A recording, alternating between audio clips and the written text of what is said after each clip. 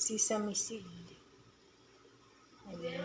Yan yung machine na pinaglutuan natin para hindi siya masunog. Ayan. Okay.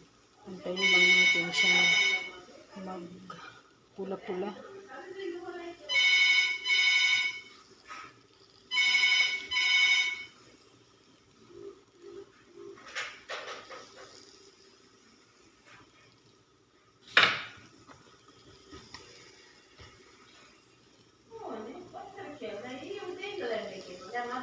Para maging pantay-pantay yung kanyang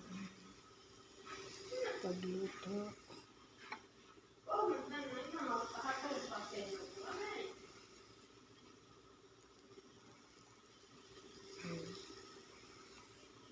Lapit na siya. Ang init niya ay nasa, yan yung init. Ilagay natin siya sa 200. Yung ano ng init niya. Ayan. Ayan. Tayo natin siyang maluto. Para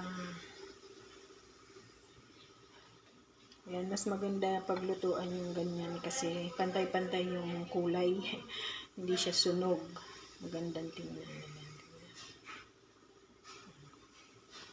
Kinakain niya ng amo ko. Na nagpaluto siya. Kinakain niya.